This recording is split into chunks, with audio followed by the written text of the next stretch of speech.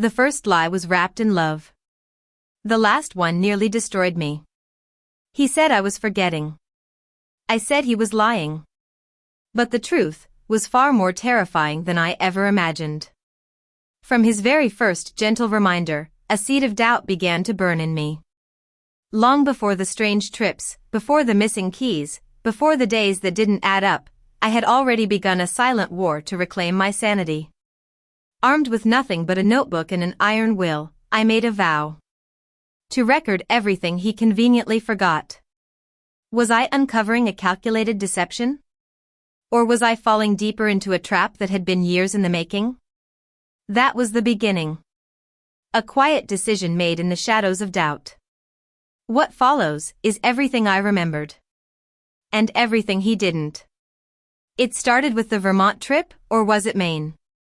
Arthur insisted I was confusing them, his gentle laugh like a soft eraser over my certainty. Then came the keys I'd supposedly misplaced, the appointments he swore I'd forgotten, each instance a small, kind cut. This morning, it was the unsigned check for the property taxes, lying on his desk where he'd found it. "Oh, Grace," he'd murmured, his hand resting on my arm with that familiar, loving pressure that now felt strangely like a vice. "Your mind is playing such tricks on you again, dear." I offered the smile I'd been perfecting for weeks, a brittle, placid curve of the lips that didn't reach my eyes. Inside, a cold dread was beginning to pool. Was I truly fading, one misplaced memory, one forgotten task at a time? Or was the world I shared with Arthur, our meticulously ordered life of 42 years, subtly, terrifyingly, tilting on an axis I no longer controlled?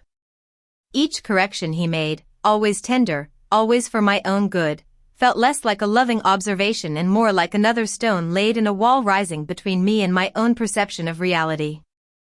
Just yesterday, his own reading glasses had been perched on top of his head while he'd searched for them with mounting frustration, a detail I'd noted with a private, weary irony before gently pointing them out. He'd chuckled then, a sheepish, my own mind, a sieve these days. But his forgetfulness was an amusing anecdote, mine, it seemed, was a creeping pathology. The hiss of the gas burner later that morning, or rather, its absence, was another such instance. I was certain I hadn't touched the stove. I'd woken, made my way to the sunroom with my book, waiting for the scent of his brewing coffee to draw me back. But he called from the kitchen, his voice edged with that same gentle concern that now set my teeth on edge. "Grace, darling, the gas, you left it on again. The flame's out." I went to him, saw the burner knob turned halfway. Another detail I couldn't quite reconcile with my own memory of my morning routine. "Silly me," I'd murmured, the words tasting like ash. He'd simply sighed, that soft exhalation that implied loving patience in the face of my relentless decline. But doubt, sharp and insistent, was a hook snagged deep within me now, and it was beginning to pull. The phone rang later, breaking the strained quiet of the afternoon. It was Sarah, our daughter. Her voice, usually brisk and efficient, sounded thin over the line, worried. "Mom? Dad just told me, well, he said you've been a bit more forgetful lately. Is everything all right?" I stood in the hallway, the cool plastic of the receiver pressed to my ear. I could see Arthur in the living room, engrossed in his newspaper, oblivious. Or perhaps not. "I'm fine, dear," I said, my voice carefully light. "Your father worries too much, you know how he is." "He said you left the door unlocked all night," Sarah persisted, a faint tremor in her voice. My mind raced. Had I? I couldn't recall. The ordinary acts of my day were becoming suspect, unreliable under Arthur's gentle scrutiny. "Just an oversight, darling. Don't you fret." We talked for a few more minutes, surface pleasantries. When I hung up, the house felt different. Smaller. The walls seemed to be listening. That evening, as we sat watching the news, Arthur mentioned an upcoming dinner with the Mortons, old friends. "Saturday, Grace. Don't forget to pick up a bottle of that Chardonnay Margaret likes." "Arthur," I said, carefully casual, "we saw the Mortons last Saturday." They're away visiting their son in Oregon all this month. Margaret sent us a postcard. I was certain of this. I'd pinned the postcard, a picture of a ridiculously large redwood tree, to the corkboard by the phone only yesterday. He turned to me, a look of pained confusion on his face. No, Grace. That's not right.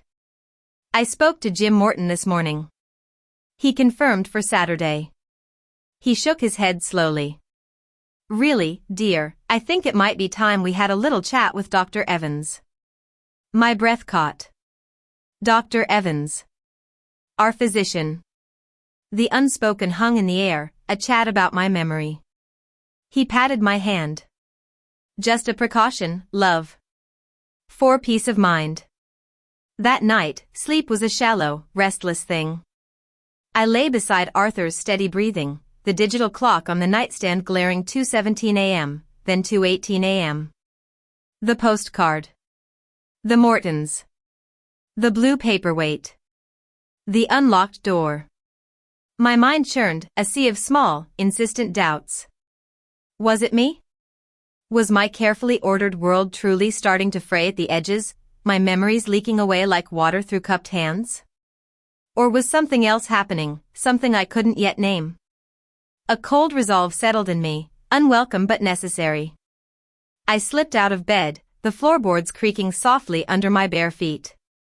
In the bottom drawer of my old sewing cabinet, beneath patterns I hadn't touched in years, was a small, sleek digital voice recorder. I'd bought it a lifetime ago, intending to record my mother's stories before she passed. I never did. Another regret. I found the charger, plugged it in. The tiny red light blinked to life. I held it in my palm, a smooth, cool weight. If my mind was indeed a house of tricks, perhaps this little device could be its honest witness. I didn't know what I would find. I wasn't sure I wanted to. But the thought of not knowing, of slowly surrendering my own reality to Arthur's gentle, loving certitude, was a colder fear still. The recorder became a small, dense secret in my apron pocket, nestled beside a neatly folded handkerchief and a stray peppermint. Its tiny microphone, no bigger than a pinhead, was surprisingly sensitive. I learned to angle my body slightly during conversations at the breakfast table, to leave my apron draped over the back of my chair in the living room, a silent sentinel. The house, once a vessel of shared comfort, transformed. Every surface seemed to hum with potential evidence, every quiet moment a chance to capture an unvarnished truth. In a plain, spiral-bound notebook, the kind I used for grocery lists, I began my archive. Date, time, subject of conversation, and then, after listening back through tinny earbuds in the quiet of my sewing room, the transcriptions. My handwriting, usually a neat, flowing script, grew tighter, more angular, as if carving the words onto the page. The first playback was almost disappointing. Arthur's voice, warm and familiar, filled my ears. He asked about my roses, if I'd remembered to call Mrs. Henderson about the church bake sale. Then, a few minutes later, clear as day in the recording, "Don't forget, Grace, you promised to drop off those library books for me today." I'd had no memory of such a promise. When I'd later asked him, gently, which books he meant, he'd patted my hand. "Never mind, dear. I must have taken care of it myself. You have so much on your mind." But the recording was clear. He hadn't taken care of it. He'd simply forgotten his own request, then papered over it by implying my lapse.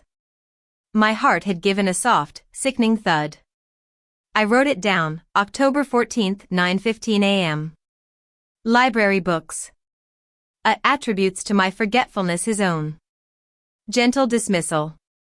A cautious hope, mixed with a peculiar kind of dread, began to bloom in me. Maybe I wasn't losing my mind. Maybe this small device held the key to anchoring my own perception. The unease, however, grew with each new entry.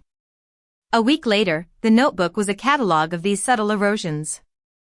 October 17th, 11 a.m. Discussion re, upcoming anniversary. Arthur suggested the little Italian place on Miller Street. I reminded him it had closed down 2 years ago. He looked genuinely puzzled. Are you sure, Grace? We were there just last fall. The recording of our conversation a month prior, planning his own brother's birthday dinner, clearly captured me mentioning its closure after seeing a for-lease sign. He had sighed then, what a shame. Their lasagna was divine. Now, confronted with his current certitude, I'd merely said, perhaps you're right, dear. October 19th evening. He told our son, Michael, on a video call, about my charming absent-mindedness, how I'd tried to water the silk hydrangeas in the guest room. A story he'd relayed with such fond exasperation. I'd done no such thing. I hadn't been in the guest room all week. But Michael laughed, a sound that usually warmed me, now pricking like tiny needles. Oh, Mom. Classic. The act of listening back was a strange torment. His voice, the one that had been the soundtrack of my life, now felt layered, double-edged. There was the loving husband, and then there was this other Arthur, the one who existed in the discrepancies, the one whose memory seemed as selective and faulty as he claimed mine to be. My vigilance sharpened. I began to notice the subtle shifts in his expression when he'd offer a correction, the slight furrow in his brow that might be concern, or something else I couldn't yet define. One afternoon, I was transcribing in my sewing room, the recorder beside me on the cluttered table, earbuds in. Arthur came in unexpectedly, looking for a stray button. What are you listening to so intently, Grace? He asked, his smile benign. My heart leaped into my throat. I fumbled with the earbuds, snatching them out, my face flushing. Oh, just an old radio play I found online, I stammered, my mind racing for a plausible title. A mystery. Terribly thrilling. He peered at the recorder. That little thing? Still works, does it? He picked it up, turned it over in his hands. For a terrifying moment, I thought he'd press play, or ask to hear it. My breath hitched. Remarkable what they can do with technology these days, he mused, setting it back down. Though I still prefer a good book. Simpler. He found his button, smiled his kind smile, and left.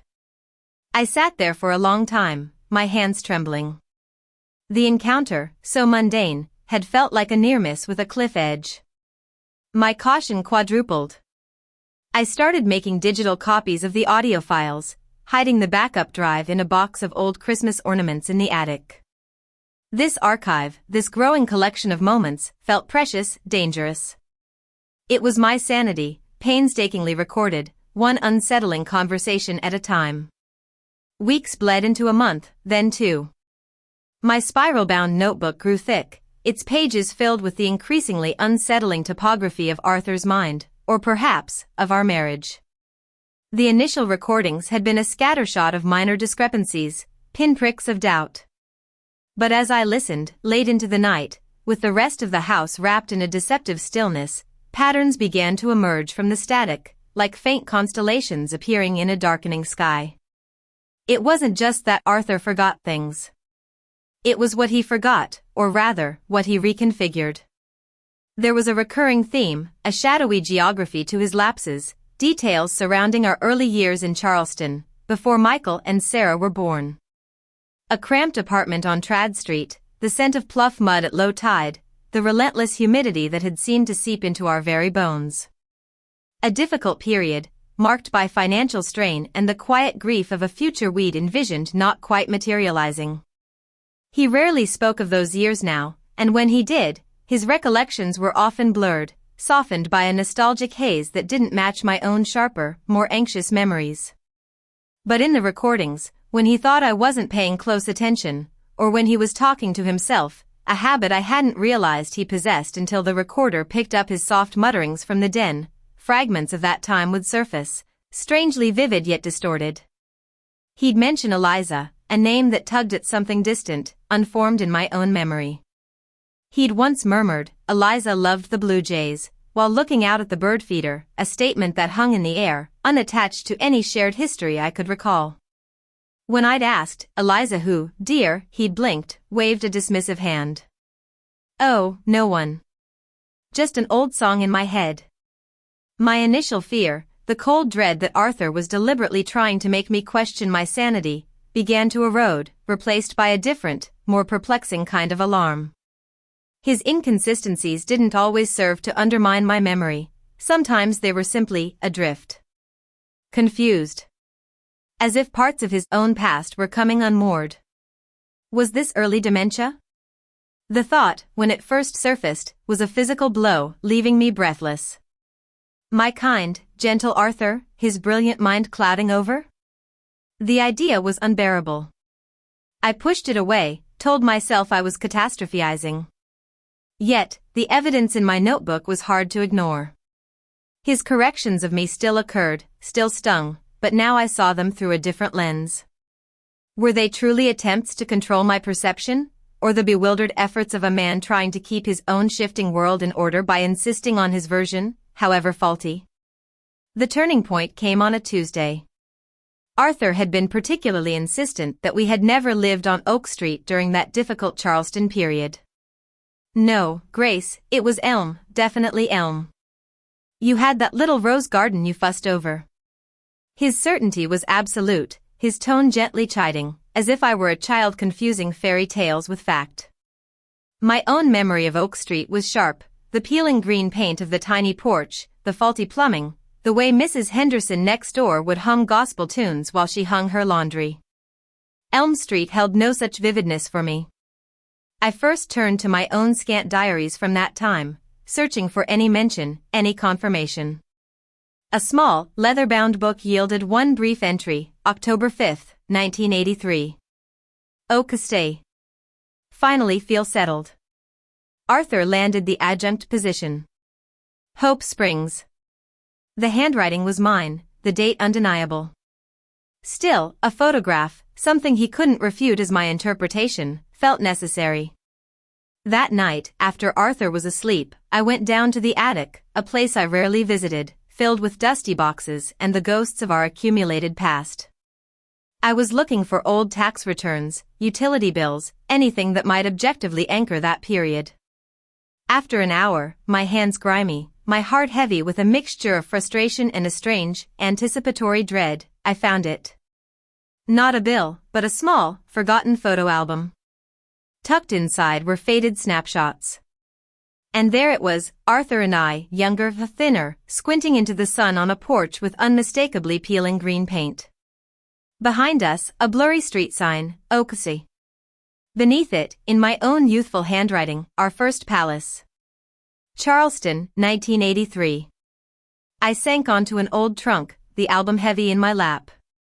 A wave of emotion, so complex I couldn't name it, washed over me. Relief, yes, a fierce, almost triumphant validation of my own mind. But beneath it, a deeper, colder current of fear. If I was right about Oak Street, if Arthur was so profoundly, confidently wrong about something so fundamental to our shared history, what did it mean? His gentle insistence, his loving corrections, they suddenly seemed less like manipulations and more like the pronouncements of a man lost in a fog, desperately trying to map a landscape that no longer matched the one in his head. The image of Arthur, so sure about Elm Street, his brow furrowed in loving concern for my muddled memory, flashed in my mind. The clarity was painful. This wasn't about me being gaslit into madness. This might be about watching my husband, the brilliant, steady man I loved, slowly, unknowingly, lose himself. And that was a sorrow too vast to comprehend, a dread that settled deep in my bones, far heavier than any suspicion had ever been. The Oak Street photograph became a small, smooth stone in my pocket, something my fingers returned to again and again. It was a talisman against the encroaching fog of Arthur's assertions, a small, solid piece of my own validated past. But it also opened a chasm of new, more terrifying questions. If Arthur was so wrong about something as concrete as a street we'd lived on, what else was askew in the landscape of his mind? The name Eliza, a fleeting murmur from his recorded ramblings, now echoed with a persistent, unsettling hum. It felt significant, a loose thread I had to pull, even if I feared what might unravel. My research began tentatively. I started with old Charleston city directories from the early 80s, then online newspaper archives, searching for Eliza in conjunction with tragic accidents, or simply family names from our Trad Street and Oak Street days. The digital trail was cold, yielding nothing but generic obituaries of elderly Elizas, none connected to children or to any event that resonated.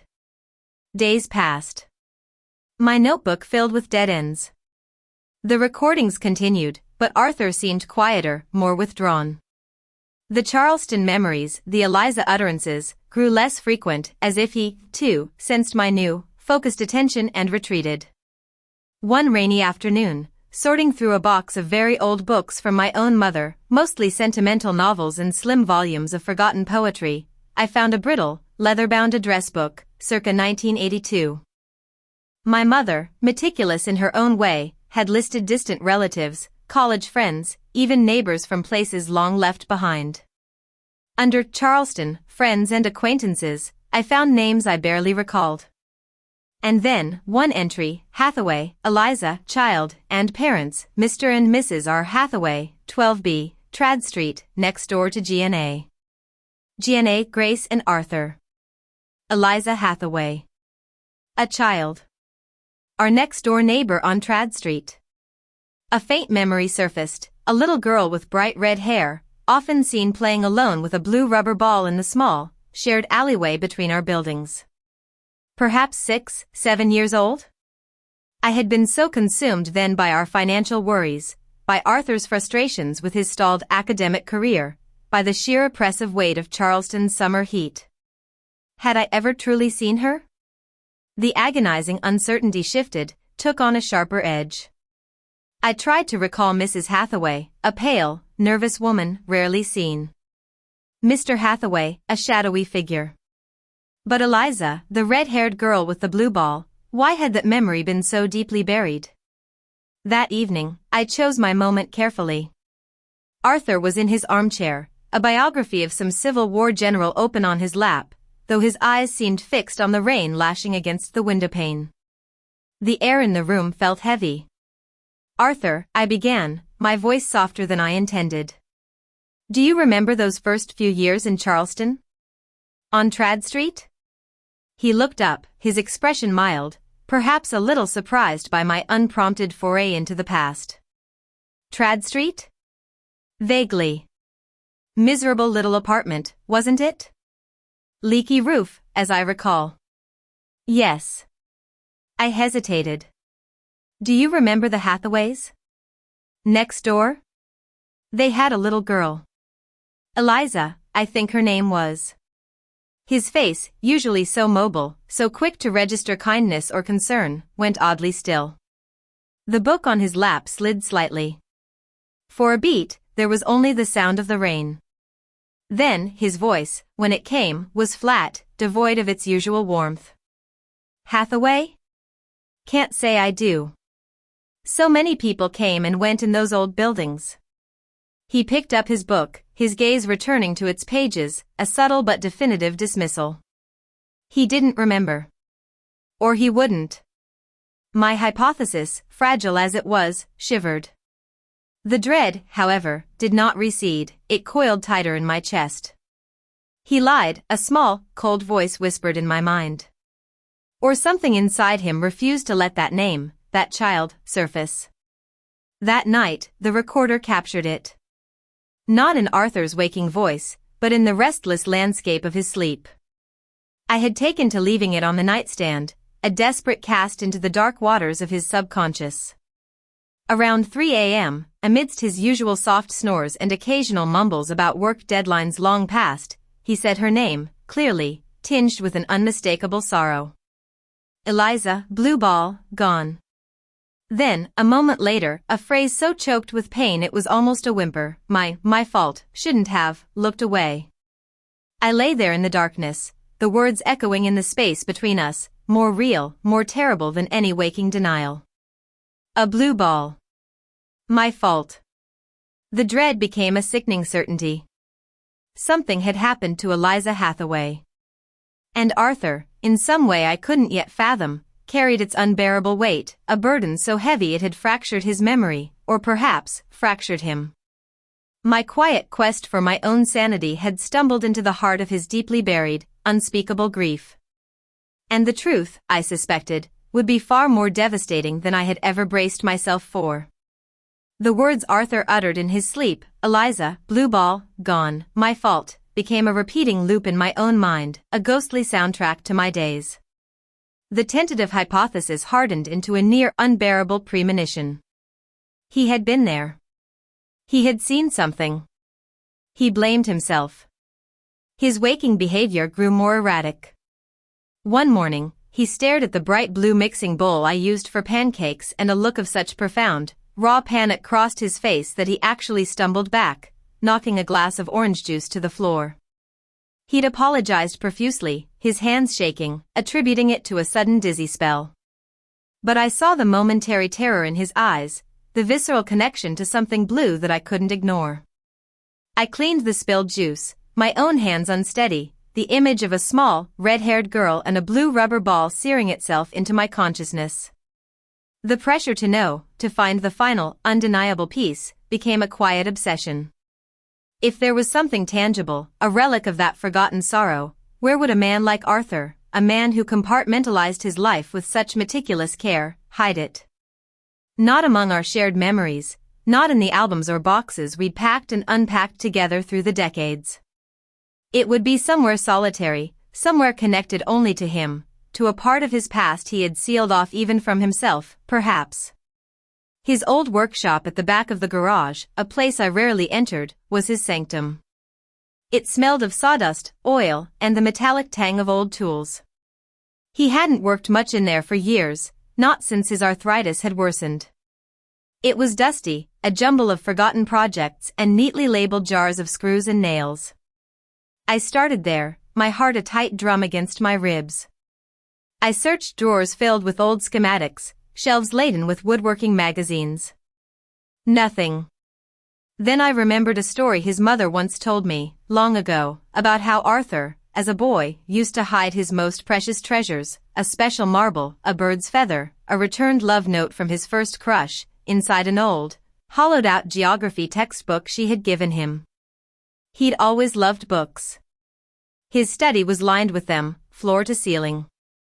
Most were academic, histories, biographies. But on the bottom shelf, behind a row of newer hardbacks, was a small collection of his oldest, most battered college textbooks. My breath caught. A faded blue spine, Principles of Cartography, almost invisible in the shadows. My fingers trembled as I pulled it out. It felt lighter than it should, the pages loose within the cover. I opened it. The center had indeed been hollowed out, a neat, rectangular cavern carved into the dense paper. And nestled inside, resting on a bed of yellowed cotton wool, was a single, child's white leather shoe, no bigger than my hand. It was old, scuffed at the toe, the tiny laces frayed. Tucked inside the shoe was a small, folded piece of paper. A drawing. Stick figures, rendered in childlike crayon, a smiling girl with vibrant red hair, throwing a bright blue ball towards a taller stick figure of a man. The sun, a wobbly yellow circle, beamed down on them. Beneath it, in uneven block letters, it said, Eliza plus Mr. Artie. Best friends. I sank to the floor, the book and its contents spilling onto the carpet. The air left my lungs in a ragged gasp. Eliza. Mr. Artie. Our neighbor, the little girl with the red hair and the blue ball. This was it. The final, devastating piece. It wasn't a complicated narrative that formed in my mind, not a fully detailed memory suddenly restored to Arthur and relayed to me. It was simpler, colder, more terrible. A sunny Charleston afternoon. A child playing. A moment of inattention. A blue ball perhaps rolling into the street, Eliza darting after it. Arthur, Mr. Artie, perhaps nearby, responsible for her in that fleeting moment because her own pale, nervous mother was, as usual, indisposed. A look away. A sound. An accident. Unbearable, unimaginable. And then, silence. Decades of silence. The kindness Arthur had always shown me, his gentle nature, his fierce intellect, all of it suddenly recast in the light of this immense, secret sorrow. His forgetfulness, his rewriting of our shared past, his insistence on my failing memory, it wasn't malice. It was the desperate architecture of a mind trying to contain an ocean of unprocessed grief, a trauma so profound it had fractured his reality. He hadn't been trying to make me lose my mind, he was terrified of fully confronting the wreckage of his own. The constant, gentle undermining of my memory, perhaps it was an unconscious echo of the self-blame he carried, a way of deflecting the unbearable weight, or even a confused attempt to make my world as unstable as his own had become around that central, unspoken point of impact. A wave of sorrow, so vast and deep it felt oceanic, washed through me. Sorrow for the lost child, Eliza. Sorrow for the young man Arthur had been, his life irrevocably altered by a single, tragic moment. Sorrow for the decades we had lived alongside this silent, unacknowledged wound, its tendrils twisting through the foundations of our marriage, unseen but always there. And finally, a sorrow for myself, for the years spent in a quiet confusion, doubting my own perceptions, while the real ghost was not my fading memory, but his unbearable one. The anger I had nursed, the suspicion, the fear of being gaslit, it all dissolved, not into forgiveness exactly, not yet, but into a profound, aching compassion. I sat there on the floor of his study, surrounded by the scent of old paper and his quiet life, the tiny white shoe in my hand, and I understood. There was no villain in this story. Only victims. Only broken pieces. And a love that had somehow, against all odds, endured through it all, albeit in shadow. Days sifted by, soft and quiet, after my discovery in Arthur's study. The little white shoe and the crayon drawing of Eliza and Mr. Artie now rested in the cedar box where I kept my own mother's fragile lace, a silent joining of sorrows. I didn't speak to Arthur about what I'd found.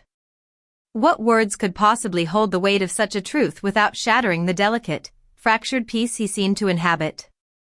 The recorder lay dormant in my sewing cabinet, its purpose fulfilled, its secrets now mine to carry with a tenderness that surprised me.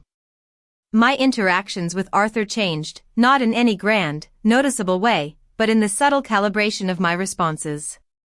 When he'd occasionally frown, a distant look in his eyes, and murmur, "That little girl, the one with the red ribbon, always losing her ball," I would no longer feel the cold knot of suspicion. Instead, a profound ache of shared, unvoiced grief would settle in my chest. I'd simply say, "Yes, dear," or gently steer the conversation towards the present, towards the roses blooming outside the window, or the finches squabbling at the feeder. One morning, I found him standing by the bookcase in the hall, staring blankly at a framed photograph of Michael and Sarah as children, sandcastles and summer grins. He turned to me, his brow furrowed. "Grace, these children, are they ours?" The question, a year ago, would have sent a spear of ice through me, a confirmation of my worst fears about my mind. Now, it simply landed with a dull, sorrowful thud. I walked to him, took his arm gently. "Yes, Arthur. That's Michael, and that's our Sarah. Remember their trip to the beach, when Michael tried to teach Sarah to surf?" He looked at the photo again, then at me, a flicker of recognition, or perhaps just acceptance of my reality, softening his gaze. "Ah. Yes. Sarah always was afraid of the waves." He smiled then, a faint, distant echo of the man he used to be. I realized my role had shifted. I was no longer the frightened verifier of my own sanity, but the quiet custodian of our commingled, sometimes crumbling, memories. It was a heavy cloak to wear, but it was woven, I now understood, with the threads of a love that had weathered an unspeakable storm, even if one of us had forgotten the storm itself. One afternoon, I took the little white shoe from its cedar box. I didn't place it in our family album, that felt like a secret too raw, too personal, to integrate into the curated narrative of our lives.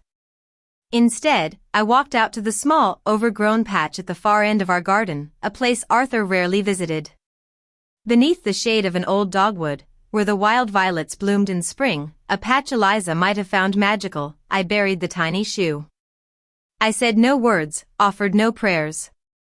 It was a quiet settling, a letting go not of Eliza's memory, but of the terrible, unknowing silence that had surrounded it for so long.